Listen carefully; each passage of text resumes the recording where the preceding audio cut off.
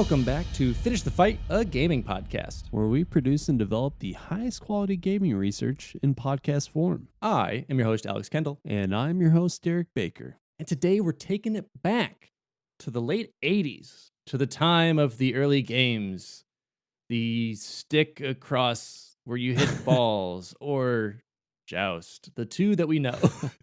It wasn't quite as long ago as when we used to just pick up random stuff in the street and hit it with sticks, but it might as well have been for video gaming reasons, right? That's what I'm saying. We are aging some of the audience, and some of the audience has no idea what we're talking about. It wasn't quite 1800 stickball, but it might as well have been.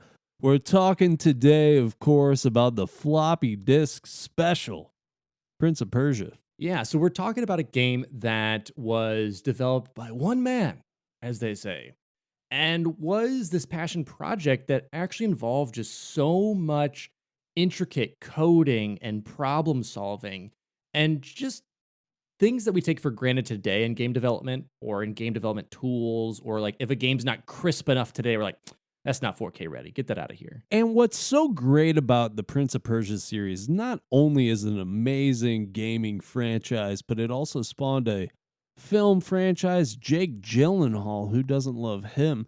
What impresses me the most, and what impressed me the most about this game when I played it for the first time, was the animation style. It's so important. Yep. It's so critical to how great this game is.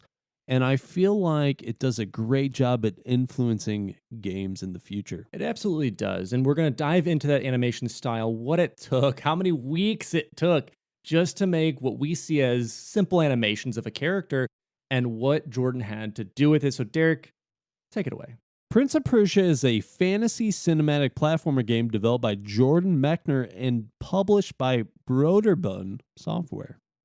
Originally being released in the US on October 3rd, 1989. This game takes place in medieval Persia with the evil Jafar seizing the throne and imprisoning the Sultan's daughter, the princess. You play as an imprisoned orphan boy in a race against time to save the princess, who has been given the ultimatum to marry Jafar within an hour or die. The game was critically acclaimed and is often listed among one of the greatest video games of all time, but not an immediate commercial success, as it was released at the tail end of Apple II's relevance.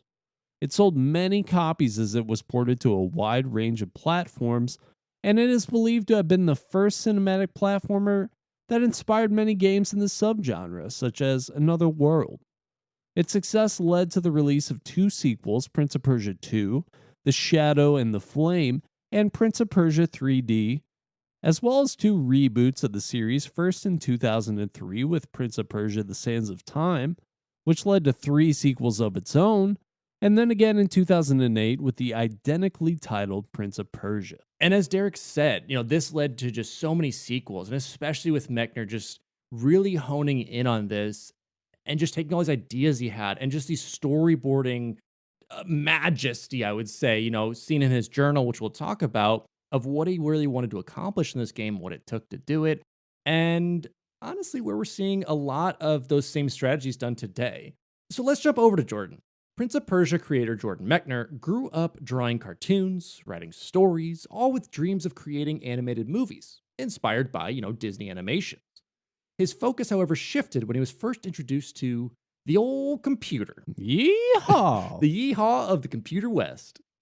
His first hands-on experience with a computer was during his sophomore year in high school.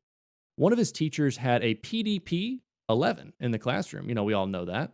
But no student was allowed to read the manual due to the teacher's fear of students hacking into it and changing grades or addresses, because it was just basically a DOS machine where you could get in and just access basically directories. Yeah, things were not as complex back then, so it really was as simple as just kind of logging in and saying, hey, this D teach, I'm thinking that's a B, baby. Yeah, B, baby for B. And so this made using the computer more or less of like a guessing game, so he still could use it. It was just more so they couldn't read the manual to use it correctly. I love it. I love like the teacher trying it, but him being like, I'll figure it out anyway. So Mechner was introduced to the Apple II, which was the computer that he used to program all of this on, and was enthralled with it. After saving money and from selling Mad Magazine inspired comics and drawing caricatures at local fairs, he was able to purchase one for himself. It allowed him to play video games at home instead of taking rolls of quarters down to the local arcade. His thing was basically saying, like, I could play these games as much as I want and take as much time as I want on them versus, someone behind you poking you on the shoulder being like, hey man, you've been at this game for like an hour. I want to jump on this arcade machine. All the other ones are taken. He actually had the time to do that. This is when the functionality of cargo pants started to die. Yes. Jordan Mechner started the downward trend of cargo pants. He was like, I don't need these baggy pants for quarters. I don't need the rolls anymore. I got the Rolls Royce of computer gaming right here, baby. So not only that, the Apple II allowed Mechner to create his own games. Mechner would then start teaching himself how to program, mainly through articles from the magazines Creative Computing and Soft Talk, because for you kids at the time, there really was not internet this early on. This is the early stages of programming, of computers. So it was more so through chats with friends who were interested in it, what the computing magazines would release in terms of coding, how to create certain programs, anything like that. And so the more he learned, the more he would also discuss coding with his friends and trading tips along the way. So yeah, it's like, oh, I did learn how to write like that. What can you exchange with me so we can both learn? At first, Mechner was just creating copies of existing arcade games, only having 3 lives and trying to obtain the highest goal. When Mechner created Asteroid's clone Death Bounce, he sent it to Broderbund Software, though they were impressed with the programming. They told him that the climate was changing from these kinds of games and told him to check out Shoplifter. This game not only told the story, but had an ending, and it inspired him to work on something different. And, this is this is basically a double-edged sword for him because Atari actually came out and was like, hey, that clone you made? Could just stop? Because I guess not necessarily game piracy, but game code piracy was kind of rampant at this point of creating clones or creating basically the same game. Because these are complicated codes at the time, but not in reality. So you can kind of come up with this over a weekend and build it again. So they were trying to crack down on a lot of that. Exactly. It was revolutionary in terms of video gaming, but it wasn't necessarily revolutionary or particularly difficult to learn to make these games. So definitely an issue. Now a freshman at Yale, Mechner started work on his breakout game, Karateka. Released in 1984, the story in this game was rather simple. Rescue the kidnapped princess from the evil warlord by winning karate battle after karate battle, with the warriors who are guarding the fortress until the player ultimately defeats the warlord. I'm trying to think of what games it's reminiscent of, but it was basically a side scroller, left to right. But you'd keep going to the right and keep like fighting and like doing these karate battles as you went along this pathway to eventually hitting that warlord. So kind of a one-screen game, if you want to call it that, but you basically kept scrolling and doing these really cool fights. It's actually a pretty intuitive game for it, and it is pretty fun. I don't know too many games that in fact, I don't actually know one that would have been released before 1984, but Ninja Gaiden's kind of similar to that on the original NES, and a lot of side-scrolling games have the same kind of concept from that point forward. So pretty influential, I would say. It was. And the thing was, developing this ambitious game was met with some challenges. The Apple II was limited in its music capabilities, memory, resolution, and could only display 4 colors. Additionally, Mechner felt that the animations for the main character felt too stiff, rigid, and didn't have the lifelike quality that he saw in his head, like what he wanted to, it's always tough when like in your brain, you see this piece of art, and like me, I cannot draw. And I try and like put that to paper. I'm like, this is not what I wanted. My brain done lied.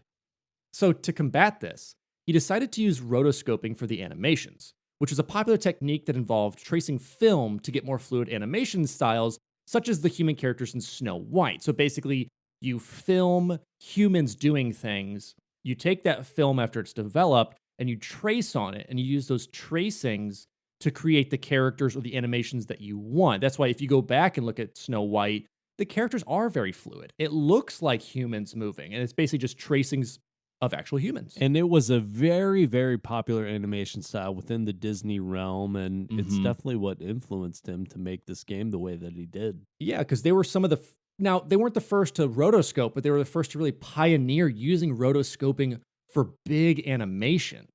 And so Disney really led that charge and allowed other people to see that and take on those ideas.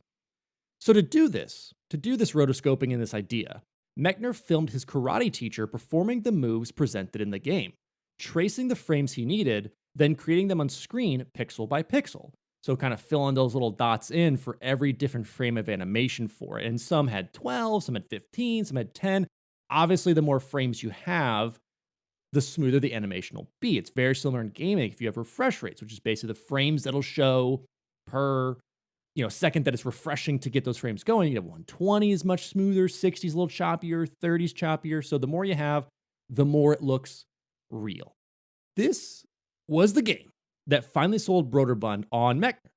The company was in the process of expanding their portfolio, and Karateka was the perfect game to do so.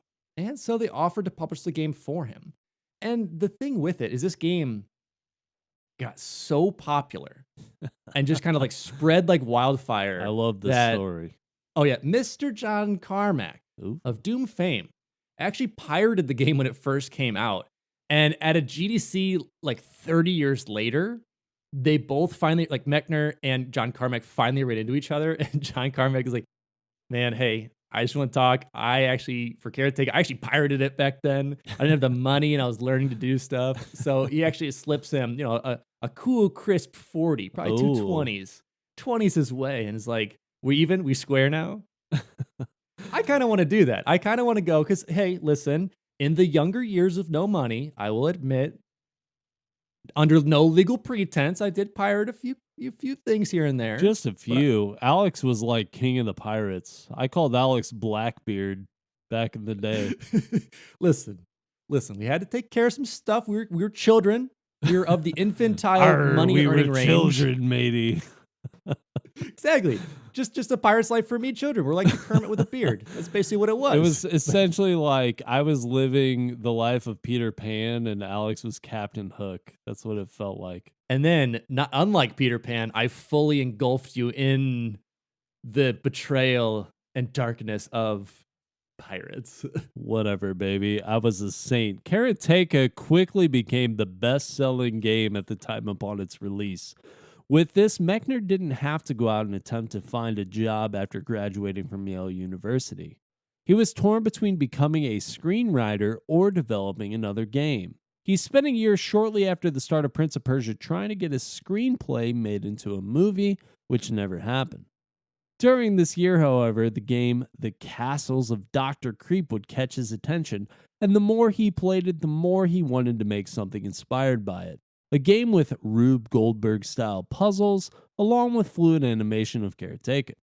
Eventually, Mechner returned to video game development, with Broderbund backing him, eager to see what he would do next, though they were disappointed to find out he was not going to be creating a Karateka 2. Yeah, for him, it was just more of that challenge of Karateka was interesting, but I wanted something a bit more of that meatiness, especially with those Rube Goldberg-style puzzles, of traversal. And Karateka was already known as that kind of beat-em-up side-scroller, so it would just be an odd difference to kind of make that a platformer now and fight karate battles differently. So he had some ideas to build upon that. So Mechner started concepting his next game. His inspiration for the game came from the first 10 minutes of Indiana Jones' Raiders of the Lost Ark. He wanted to keep platforming as one of the main elements in the game, and he also wanted to make a platformer that seemed realistic. For example, if the player falls from a certain height, it'll kill him. Yeah, so two things on this. So the first 10 minutes of the Indiana Jones film is when he's going through that temple, and things are crashing down, spears are shooting out. So he wanted that very tempolistic, that's now a word, this very tempolistic feel. We are revolutionizing here on Finish the We're changing it up, baby. That's what we do. So he wanted that feel of traps and, of something that actually had, a result to it or something that had a reaction. And so that was his big thing. And to take upon that, he wanted to revolutionize what games did, because most games, if you fell from a height in those olden days, back in the 1980s, and earlier than that. Oh my God. Everything was black and white back then. It was all black and white. You just ate bread and water. But around that time, like the 70s and the 80s, it was those games like if you fell, it was just like a doot, doot, doot, doot, like a slow fall, and nothing would really occur. Or if you did, you just kind of like lost a life or something. Yeah. This, he wanted more of that visceral reaction of like, it's a human. I want it to be kind of realistic. If you fall into a spike pit, or if you fall like 3 stories, you're going to get hurt. There were certainly punishments for the early NES games that happen when you fell from certain heights, and sometimes they weren't as realistic. I think this game does a good job of a realistic falling standpoint. Yes. On top of the realistic physics in the game, Mechner wanted the animation to be as smooth as possible and seem almost lifelike, essentially capturing the excitement from the beginning of Raiders of the Lost Ark. Luckily, technology had improved since he started work on Karateka. The overall process for this smooth animation, however, was extremely tedious. And we'll break that down because it's a process of analog to digital, analog to digital, analog to digital, and this vicious cycle to do it. So for Karateka, as we had said, Mechner filmed his karate teacher on a Super 8 camera. So that's that Steven Spielberg film. They went back and basically just, had that film and shot. Anyway. He filmed this entire thing at a Super 8 motel. Is that what you're saying? That's all of it. Yeah, so all those puns and terrible jokes, just wrap that up to assume that's pretty funny. And please tweet at me as you laugh. But he needed to upgrade for Prince of Persia. Super 8 was a thinner film. You needed something a bit beefier that could capture more. So fresh out of college, he used his first credit card to purchase a VHS camera and deck. This allowed a, quote, clear freeze frame without the snow so that he could take a picture of the screen. Mechner filmed his brother David running and jumping, sliding, grabbing, all of these different animations in the Reader's Digest parking lot to create the first step in animating the characters of Prince of Persia. After filming, Mechner knew he could not afford the payments for the camera and that VHS deck. So basically, to view it, you had to plug the camera in and record to this whole big deck to get the recordings going. Sure. And he knew he couldn't record it because it cost more than the Apple II he was programming on. So he had a limited window, and he's like, I can't really afford it, so I'll just package it back up and return it to the store. Listen, that's some baller moves back in the day because, listen, Pirate Alex here as well, done a couple things or two. I mean, you got to do some things every once in a while to make your dreams come true, right? Sometimes that means ripping off the big box retailers. It is, and this tenacity is what does. Like, I love reading about this type of stuff where it's like, we can't afford this, but we have like the talent and the raw like grit to want to do it. We're just going to make it happen. I 100% did this. I 100% did this with audio software that I got. Everyone does it. I understand. And most of the time, it works for what you need it for. And so I will admit he does feel guilty about it, but probably just like a teaspoon of it. Not a full tablespoon of guilt, just like a teaspoon of it, maybe even a half tea, as some call it, an HT of guilt. But there's some there. Even just that little bit. That's all you need. Yeah, just a ping. While the game was in the early stages of development, Broderbund agreed to publish the game, but Mechner was tired of working out of his parents' basement. After some negotiating, he was able to convince them to let him work out of their San Rafael, California office. Working with Broderbund changed the way he saw video game development. He was amazed to see developers working on 2 Apple II computers, using one for testing and one for updates, and using hard drives. At the time, Mechner had never heard of a hard drive. So you gotta give him benefit of the doubt. Computers were pretty new with a lot of this stuff. So it wasn't like he just, what's a hard drive? What am I doing with it? It's because most of the time you threw stuff onto floppies. You had this external storage for it. It was more comparable to the switch from hard drives to SSDs. Now that he was settled in his new office a year after he filmed his brother, he was ready to get back to work on the game. The next step was getting the frames he needed from the videos onto the computer. Mechner would play the video on a TV, specifically with a VHS player with freeze frame, and took 35mm pictures of the frames he wanted to use for the game. After developing the photos, he used a Sharpie and whiteout to create the overall silhouette of the character, and he then put the photos through a Xerox machine, giving him all the images on one sheet, allowing him to see the animation with the high contrast between the black and white.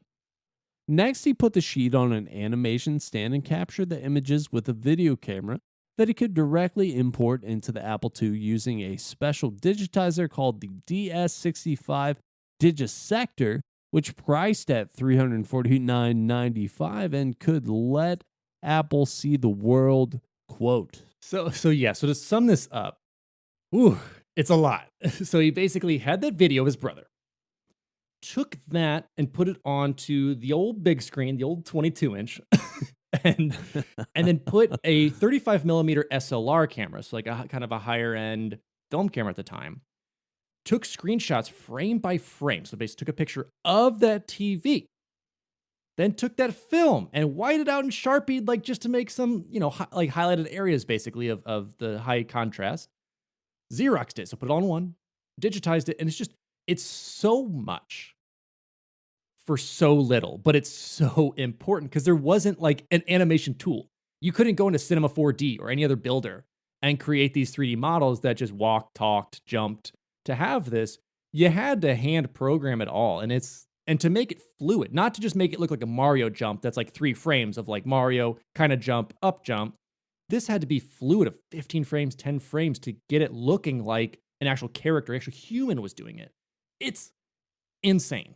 That's a hashtag detailed photography walkthrough right there. That is right there. Hit me with the hashtag DPW. So from there, he could recreate the images on his Apple II, cutting them out pixel by pixel and then running those frames in sequence to create the animation. All this took weeks to achieve. And finally, on October 21st, 1986, Mechner wrote the first lines of code for Prince of Persia. It wasn't long before Mechner needed to record his brother once more, this time hanging and landing on his feet. Once again, Mechner went through his whole rotoscope process to capture these movements. Again, it's just insane. And if you haven't, please just even check out just a quick vid of Prince of Persia to see those animations and to see like how good they look and how many people really pulled from those ideas in animation and brought it to their own. After all the animations were brought to life, Mechner faced a problem. The Apple II's memory limitations were only 48 kilobytes, less than a standard text email of today. Each frame of animation was a series of bytes, eating up at that computer's memory. This 48 kilobyte had to store images, backgrounds, animations, logic, sound effects, and music. The animations alone filled up most of the computer's memory. So, again, we see this in a lot of the early developers, even like up to the PlayStation 1.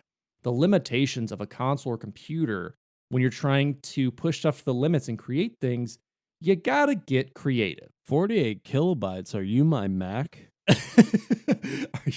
Are you Derek's Mac that we record this on? Because that's what it feels like every time we do this. So 2 years into development in 1988, most of the game was finished. Everyone who saw the game marveled at the animation and art style and just the fluidity of it. However, most playtesters did not think the game was that fun to play.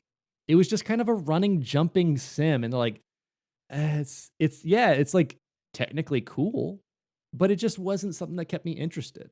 Mechner was left to figure out how to improve upon the game and make it fun and exciting. Another problem Mechner faced was the dated Apple II. Once the top games platform, the Apple II was reaching its end of life. You started to have home consoles start to come out. You had all these other updates, even like MS-DOS was advancing. He knew that this game, if it came out, was going to be great and fun and successful, but no one would ever play it. He needed to finish this game ASAP. And for a time, he was questioning the initial vision of his game. And he decided, listen, it looks good, it feels good to me, but we got to make it appeal to everyone. So he started to change his vision up a bit. So yeah, what was cool about this, man, The amount of time obviously was put into the animations, the art style.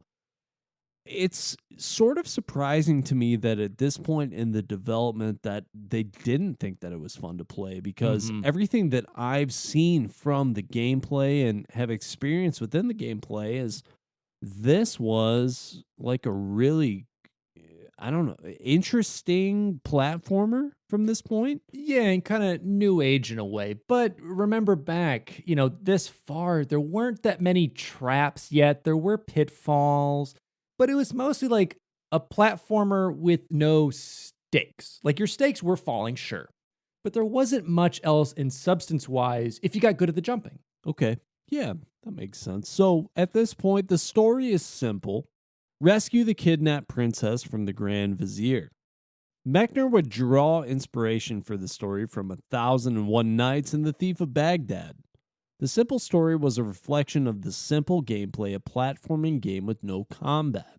At the time, Mechner was sharing a workspace with a few other developers, and every time developer Tommy Pierce saw Prince of Persia, she would tell Mechner, combat, combat, combat. She felt the game would not be fun without it.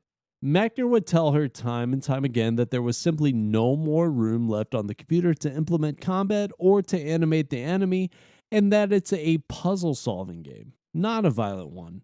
He would add more dangerous elements like torches on the wall and jaw traps that added suspense to the game. Pierce was still convinced that combat was needed in the game and would be a selling point. And it did, but at the time, he's like, "This not like a fighting game." I'm trying to get away from karateka.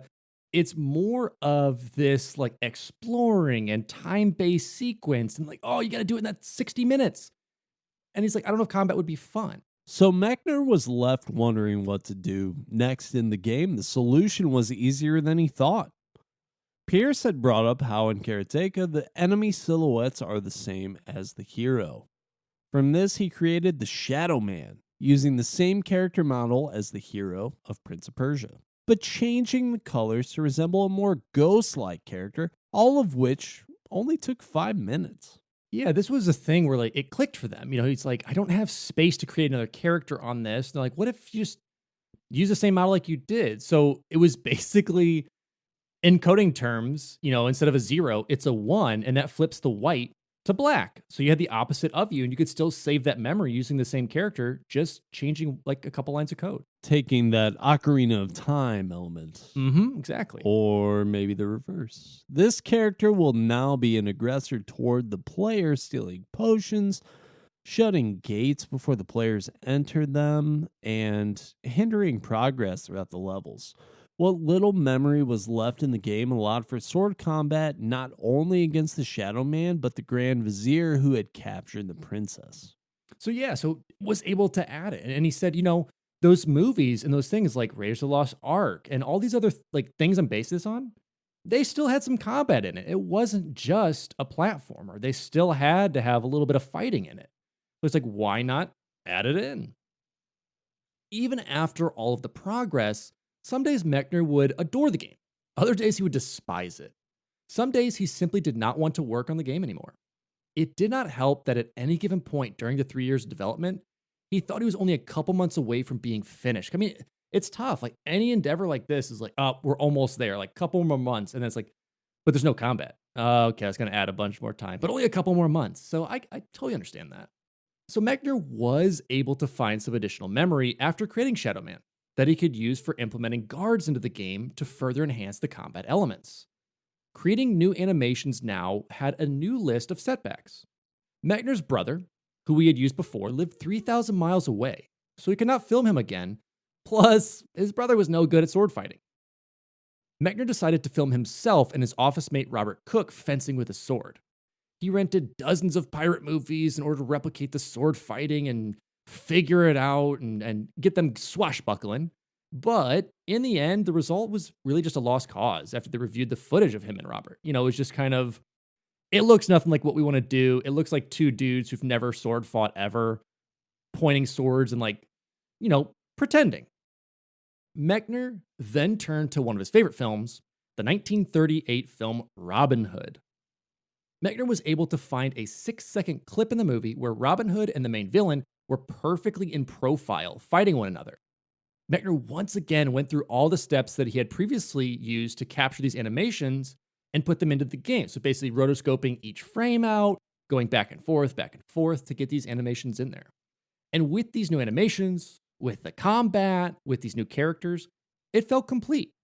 And, he found this little chunk of memory that was just kind of a residual that was just kind of saved for a couple other things. So he just kind of like eked it in, tried his best he could to get those little bites to be able to use it. I mean, this stuff sounds so silly and insignificant, but this guy is basically creating mocap. Mm-hmm. Yeah, it's a very early, especially gaming version of mocap, and it worked. And mocap, I mean, as we know right now, what's a game that you can name that really doesn't utilize the same strategy? Like, we know now that mocap creates the most realistic, humanistic animations in gaming.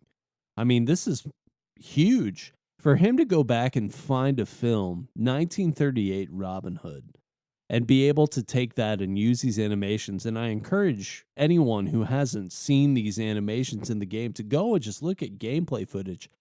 Everything looks fantastically realistic. Yes. I mean, this methodology works great, and that's why it still exists today. And that's exactly it. And so, around the end of development, Mechner radically changed the design of the levels, pacing, balance, and exploration. Though this might seem like a rather daunting task, Mechner was able to easily make all these changes due to a level editor he had created initially for the game, inspired by the level editor in Lode Runner. Mechner also dialed the game back, cutting it down from 50 levels to 12 and giving it the same difficulty as Karateka. So giving it, like we had talked about earlier, like that kind of spice of an older game. It's less levels, but it's more challenging. You still got to figure stuff out. You still are on that 60-minute clock. So it's definitely cool that he does that, because to have a game like this that's different but still have some sort of perspective in terms of difficulty, I think that helps gamers out a lot in terms of transitioning into new titles. So when this game was originally released in 1989, it was already dated because it was an Apple II exclusive title. And at that point, Apple II was a commercially dated platform. Even though it was receiving positive reviews, it simply was not selling as well as Mechner had hoped, with only 7,000 copies sold. Broderbund licensed the rights to the game to companies such as Konami, Sega, Nintendo Bandai, Domark, and Hudson Soft, and did not really think much else of it. The PC port of the game didn't sell well either, and most retail stores didn't want to carry a port of a game that was deemed a failure. Yeah, all these early efforts were just tough. And we'll learn the PC port actually sold exponentially better when we start to see it on other consoles, because it actually inspired Prince of Persia 2 and kind of gave Mechner that push to do it. But in these early days, it seemed like it was kind of all lost. It wasn't until the game was ported to consoles and other gaming platforms in the early 90s that success would start to show. The Mac port of the game was also delayed, but by the time it was released, there was a Mac market ready for it. Broderbund's accountants would start to come into the office with strange looks on their faces, holding royalty checks for upwards of hundreds of thousands of dollars, and no one at the company expected this. I mean, I wouldn't either. It's like 7,000 copies sold. Yeah, just put the licensing rights out there. Just have them, whatever. They can do whatever they want with it. Hopefully we break even. Hopefully we get a little ka-ching. But they're basically the sultans of this game at this point, just taking in money after money. I would not mind some confused people figuring out, who do I give this $100,000 check to? Yeah. Walking into my office. Would not mind it in the least. So some of these ports are faithful to the original Apple II version of the game, but most came with updated graphics. Some notable changes that were made to these ports can be found in the Super Nintendo port, which contains 8 additional levels, redrawn graphics, and an increased time limit. The Sega CD port of the game animated the cutscenes and included voice acting. The source code for the game was stored on a 3.5-inch floppy disk. Years after the release of the game, Mechner lost a good amount of his floppy disks. Even though he spent 10 years searching for them, he assumed they were lost. Gone. Vamoose. Goodbye. Goodbye. But luckily for Mechner, his father, Dr. Francis Mechner, found the discs while cleaning out his closet. And now Mechner wanted to transfer the data on those fragile discs to modern computers. He was able to work with Disk Ferret, an Apple II collector known as Tony Diaz, and digital historian Jason Scott to make this happen. They were able to use a custom hardware in order to pull magnetic readings from the disk. The original Prince of Persia source code, along with many other unfinished games Mechner had created, were finally saved. Mechner eventually posted the 6,502 lines of assembly source code online for free. And Mechner also released a digital document that he put together in 1989 to help those who wanted to work on porting the game. So yeah, he basically released all the source code, all the ideas, everything that you had to do to make your own. Isn't this one of anyone's worst nightmares? It's like the thing that you want, the thing you love the most, the thing you want to keep. You leave at your parents' house. Now they've done some sort of housekeeping. Mhm. Oh, this is definitely gone forever. Oh no, I just moved that into my closet because I turned your childhood bedroom into a gym. Yep. They're not going to need all these old games they played as a kid. Just throw them in the trash. They're not going to need any of these games. Yeah, absolutely. Just throw them away. These floppy disks. Nah, these things. No one uses these anymore. It's all over. So there was a limited amount of marketing for the game. Most of the marketing of Prince of Persia relied heavily on word of mouth and listings in Apple II magazines. By the time the game was released, most gaming magazines were removing their Apple II listings since the platform was dated. And one reason the game didn't initially sell well was due to the packaging of the box itself.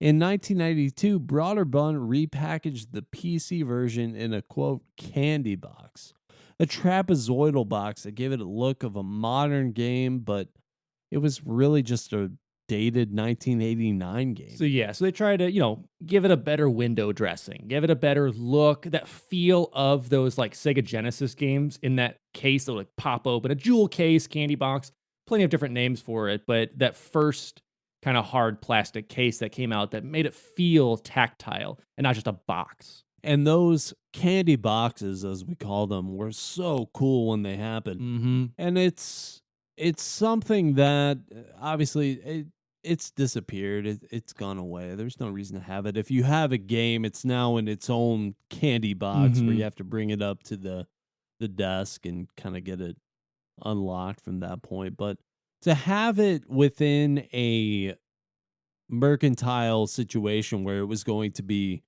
at least recognized as a video game, I feel like that's what's important, right? To have the Switch games by the Switch games, the PlayStation by the PlayStation, the Xbox by the Xbox. These weren't the issues faced at the time. It was video games by the video games. Yeah. So let's jump over to gameplay. What is this kind of about? It's very simpler, but how do you play it?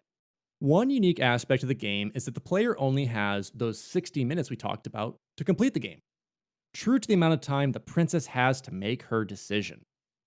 During the cinematics, the hourglass holds an accurate amount of time of sand, depending on how much time is left in the allotted hour. So as you turn in with the princess, it actually updates it. Thanks to the animations that were advanced at the time, running, jumping, and climbing were actually all made possible. The player is able to use these to interact with the level itself, such as pulling down slabs or jumping from ledge to ledge, as well as fighting those enemies.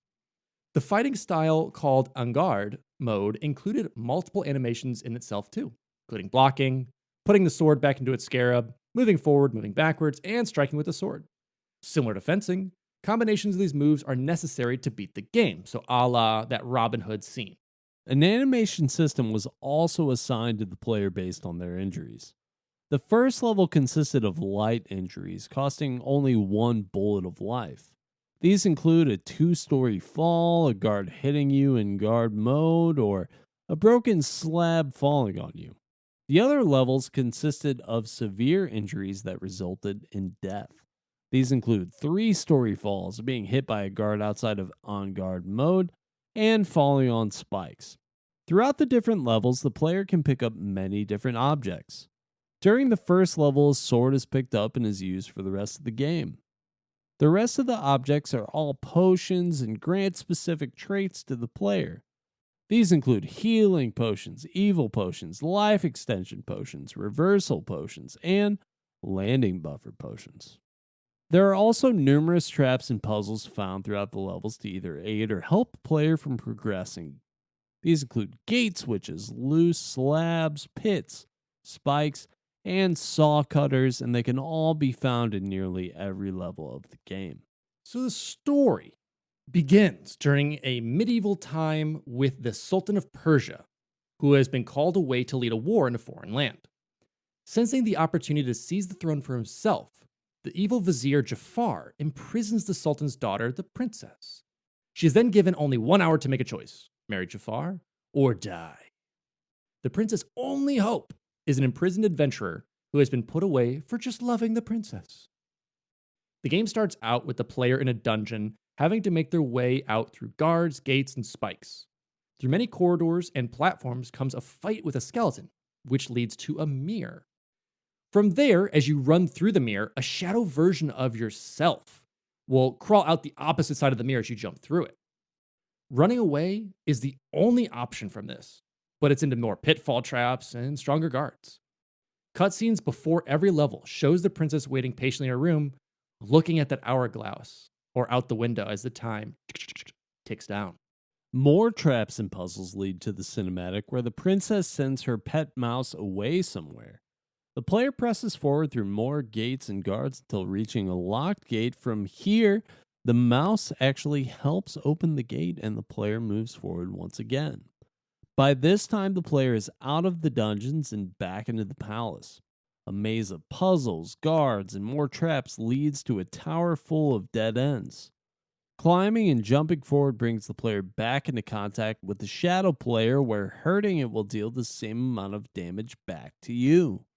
The only way to solve this is through lowering your sword and naturally merging into one with the shadow player. This was a huge twist, spoiler, that was really cool in the game because the shadow player, the shadow man, had been hindering you this whole time, as Derek had said, taking potions away from you, closing gates as soon as you reach them, and it seems like trying to hurt you.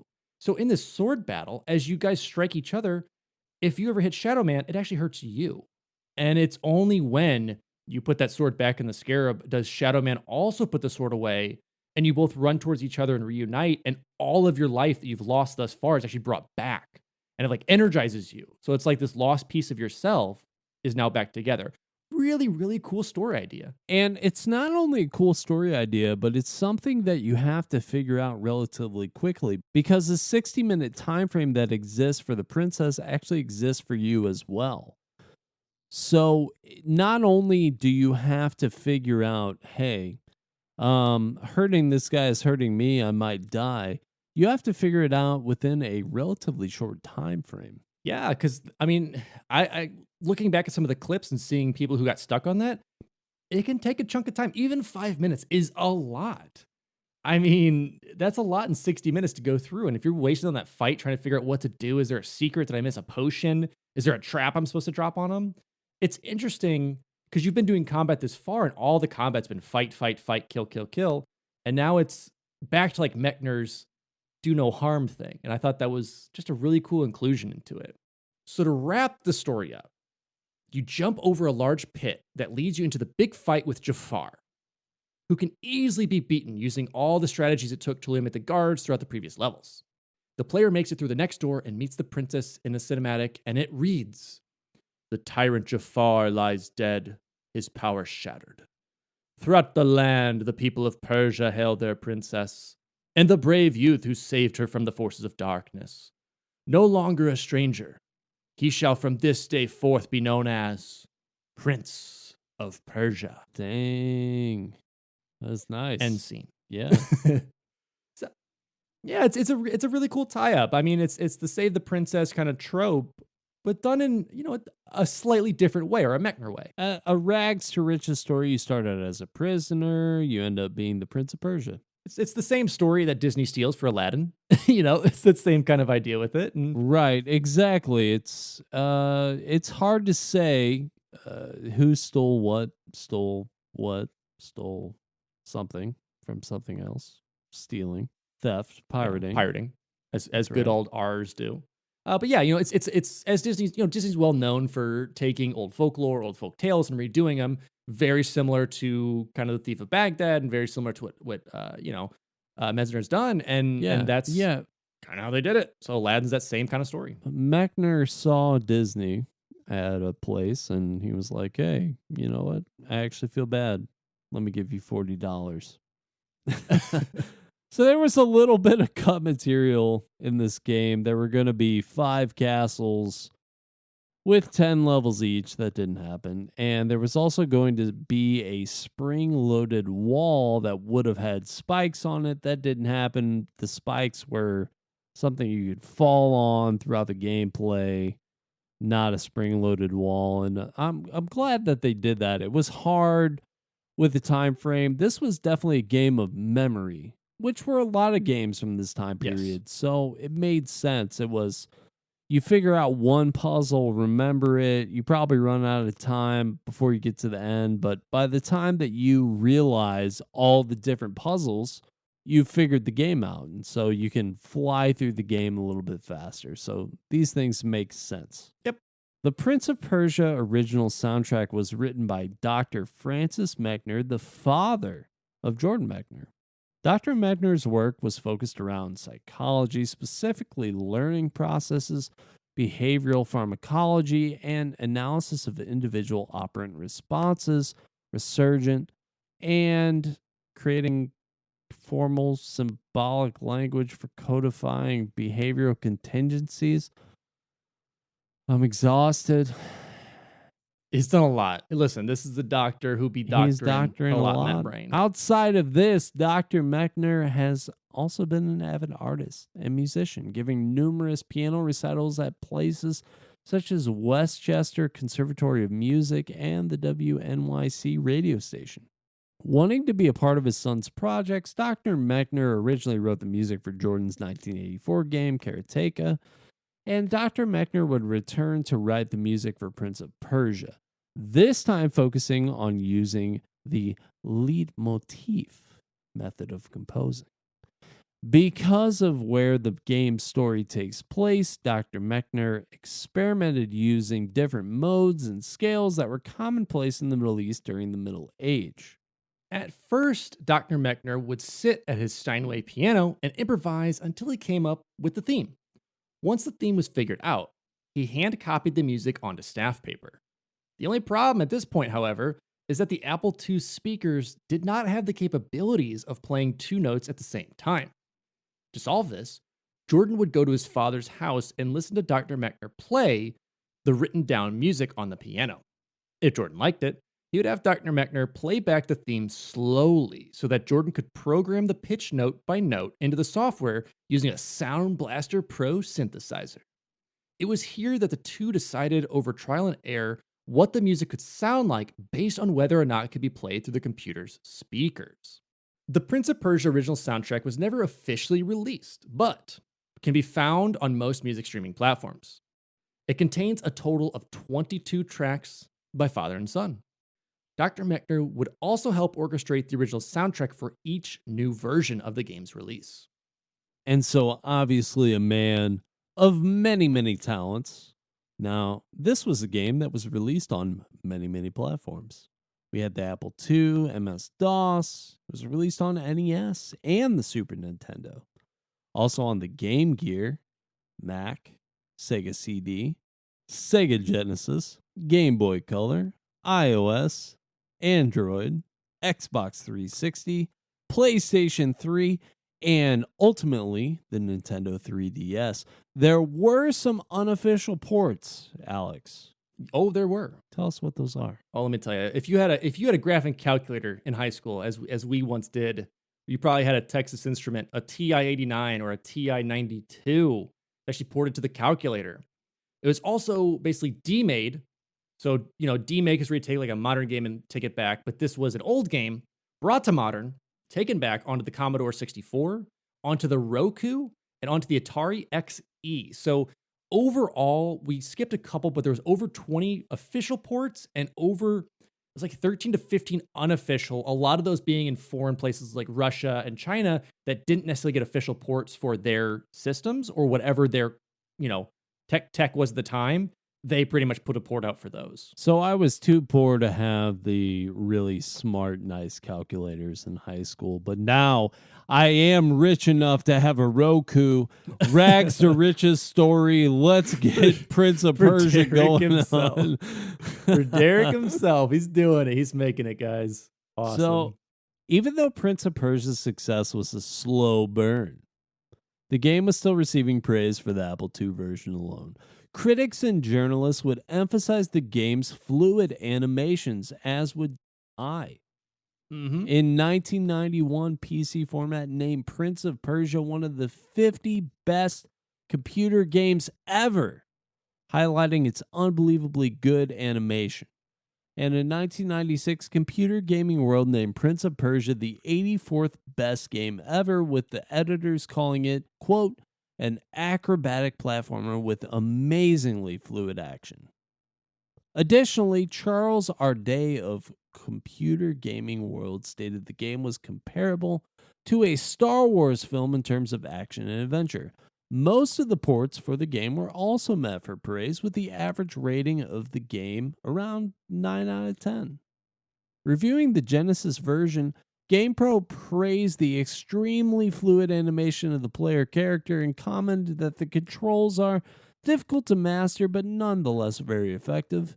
Comparing it to the Super Nintendo Electronic System version, they summarized that the Genesis version has better graphics and that the SNES has better music. Otherwise, the two are identical in almost every way. The game sold over 2 million copies, most of which were console versions.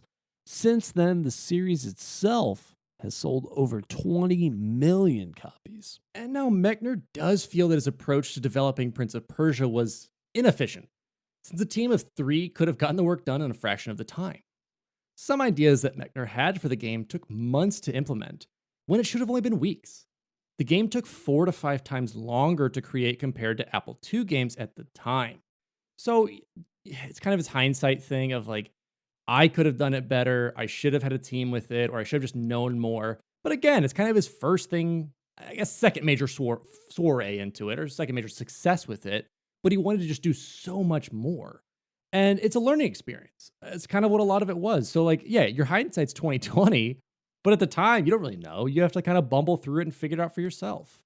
And on April 30th, 2020, Mechner did an AMA on Reddit where he stated that he would be releasing his journals from the development of the game as a book, and users could ask any questions that they may have about the game to him.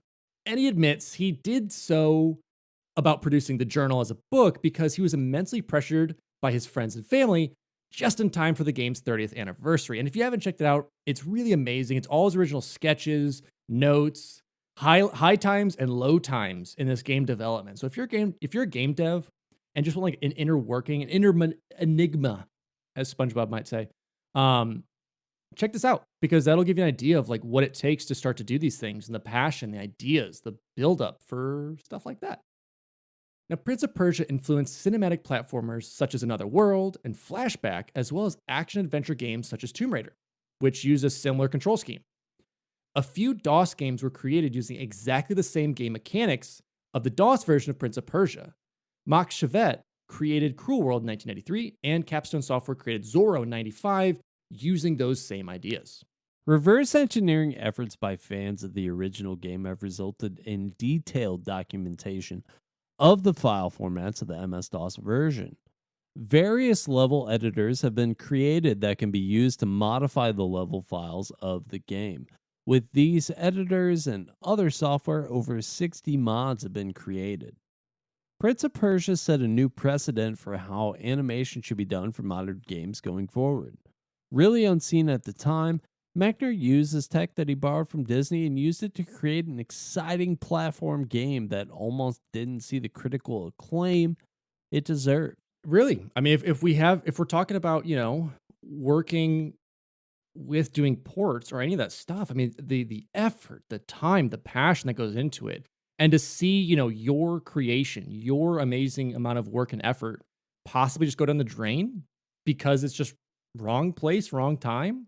That's rough. So I am glad to see that the ports to these home consoles, these new computers worked and worked well and created such an established IP.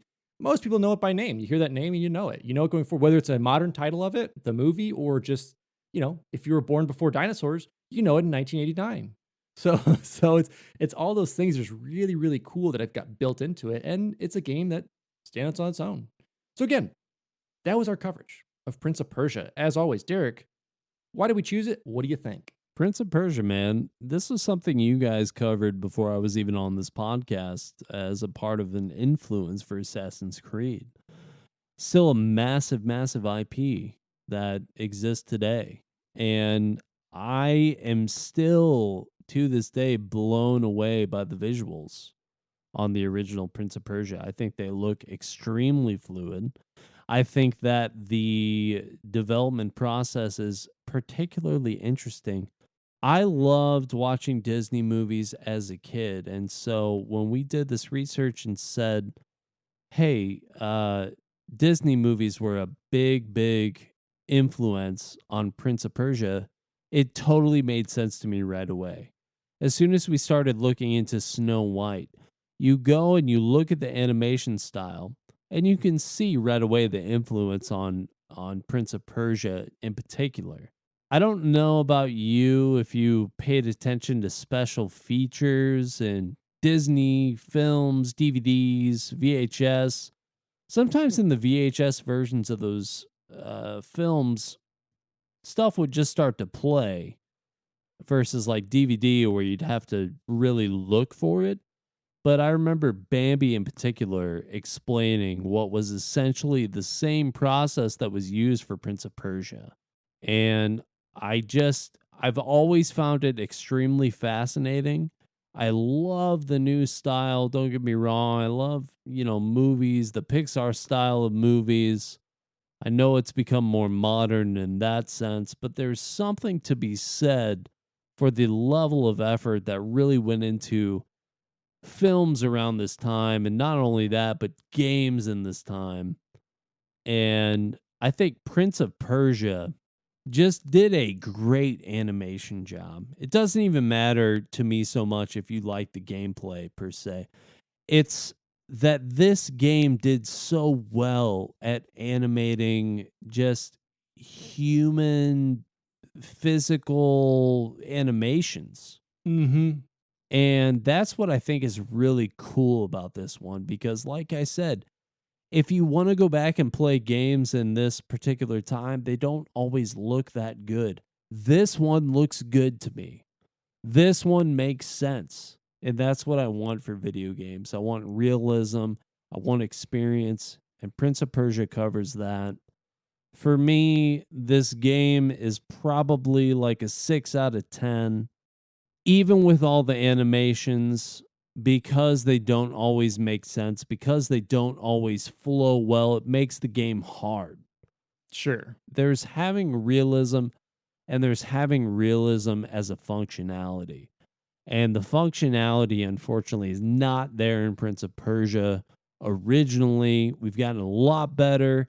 Obviously, like I said, it's transitioned even going into Ubisoft, even going into the Assassin's Creed games. The functionality has now become more prominent.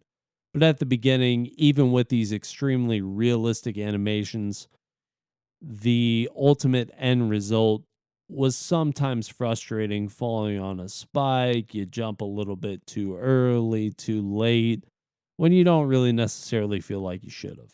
Agreed on some of those points, especially the controls. It's a finesse, like you said. It's one of those things where in a lot of modern games, it's much more forgiving. You get the idea of it. Whereas in this, it's like, when does the button press hit the timer for the animation to start to hit that? How far does the animation go? Totally understandable. Terrible scoring rules, but understandable points to argue there. Again, numbers, fake. Get us out of here.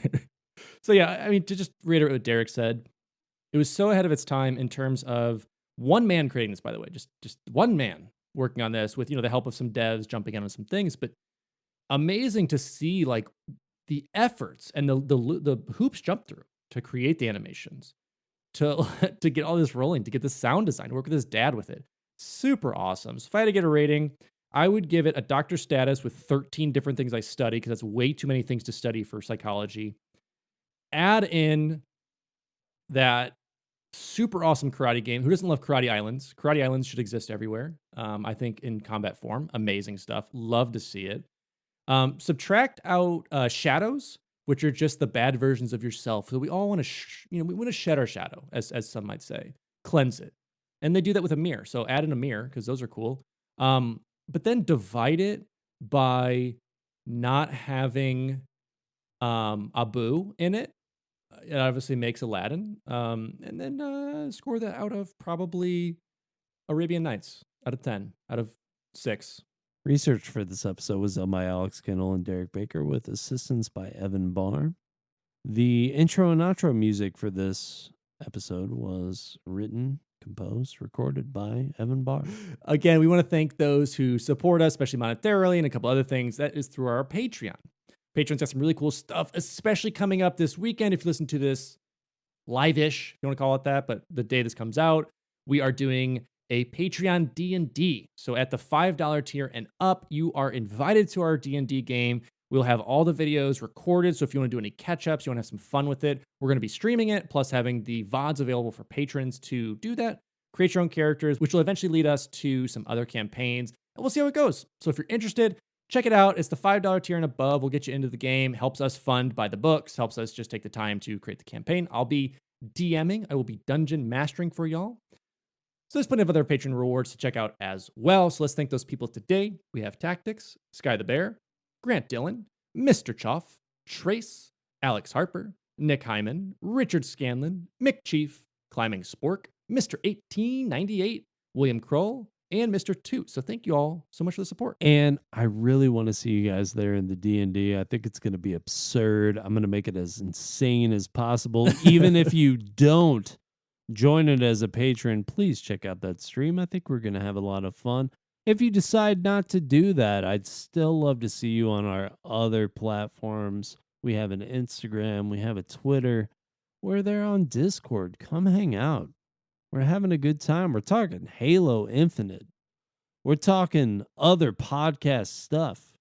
Please come hang out. Talking it all, baby. It's all free. And as Derek has said, we're going to be streaming that over at twitch.tv/Sourman70, SOURMAN70. Derek will also be doing some streaming stuff at twitch.tv/TheBakerman247, TheBakerman247, all one word with that. We'll get you over on our Twitches. As well, check out our Etsy shop. Link is below. I believe it's etsy.com/finishthefight store. I'm probably wrong. Trust the link, not my face. But I think that's what it is. If not, I will edit it back in. On that note, if you haven't yet, you can catch us on your favorite podcast listening platform. We're on iTunes. We're on Spotify. We're on everything right now. If you haven't yet, please give us a review. We'd really appreciate it. We love hearing from you guys, and it helps us out a lot. And with that, as I had said, that is our coverage of the 1989 Prince of Persia game. A fantastic little story with it. Such a cool development cycle, and we're looking for more of those. If you have any other games that have an interesting development cycle or a bad one or a crazy one, let us know on our socials, Discord, DMs, whatever you got for us. Let us know. And with that, I'm your host, Alex Kendall. And I am your host, Derek Baker. And this has been Finish the Fight, a gaming podcast.